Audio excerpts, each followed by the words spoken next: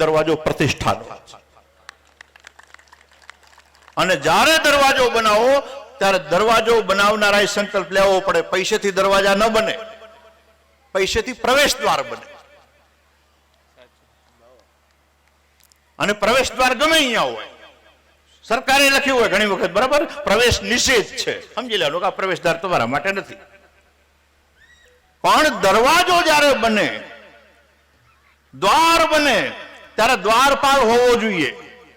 અને દરવાજો બનાવનારા કુટુંબે સંકલ્પ, કુટુંબ જે હોય એને સંકલ્પ લેવો પડે કે આ ગામ ઉપર કોઈ પણ આફત આવશે, સૌથી પહેલો મારા કુળનો માણસ આગળ હશે. આ ફક્ત દરવાજો નથી, આ મારા કુળની પ્રતિષ્ઠા છે, મારા વંશની આબરૂનો આ છે ને, આ જીવતો જાગતો પુરાવો છે. આ માત્ર સ્ટ્રક્ચર નથી, આ એન્જિનિયરિંગનો કોઈ નમૂનો નથી, આ સિવિલાઇઝેશનનો એક નમૂનો છે, મારી સભ્યતા, મારું પરંપરા. અને એનો તમને વાત કહી દઉં કોને કહેવાય પ્રતિષ્ઠાનો દરવાજો, અને પછી મારી વાતને પૂરી કરું. સેકન્ડ વર્લ્ડ વોર, બીજું વિશ્વયુદ્ધ થયું, અને બીજા વિશ્વયુદ્ધની અંદર જ્યારે પોલેન્ડની સ્થિતિ, જ્યારે જર્મને પોલેન્ડ ઉપર આક્રમણ કરવામાં, અત્યાચાર કરવામાં બાકી ના રાખ્યું, એનું પડોશી રાજ્ય હતું. અને બધા લોકોને ખબર પડી, કોને? ભણેલા ગણેલાઓને, ત્યાંના પ્રોફેસરોને ખબર પડી, ત્યાંના સરકારી અધિકારીઓને ખબર પડી કે અમારી કત્લે આમ થઈ જવાની છે, અમારું ભવિષ્ય હવે નક્કી નથી.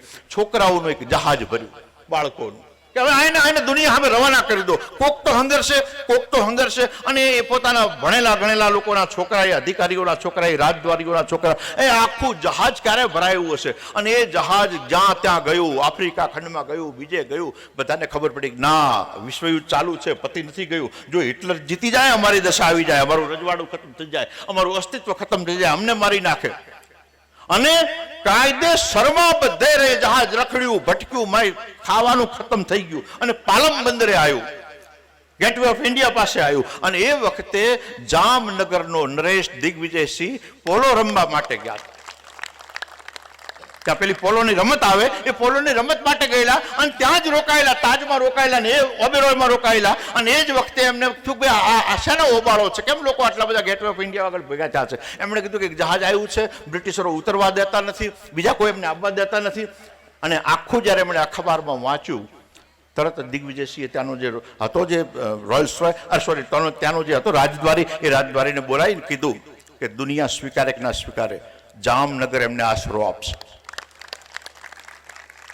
અને આશ્ચર્યની વાત કહું તમને, એ બધા બાળકોને ઉતારવામાં આવ્યા. એટલું જ નહીં, એમણે કીધું કે આ જહાજને લઈ જાઓ, રાખવામાં આવ્યા, ખવડાયું, અને પછી જહાજમાં બહાર કીધું કે એમને બેડી બંદર કે નવલખી બંદર છે ત્યાં બેડી બંદર લઈ જાઓ. બેડી બંદર એમને ઉતારવામાં આવ્યા. એમના માટે એક સ્કૂલ બનાવવામાં આવી, જેને બાલાછડી કહેવાય છે, આજે પણ જે વખણાય છે.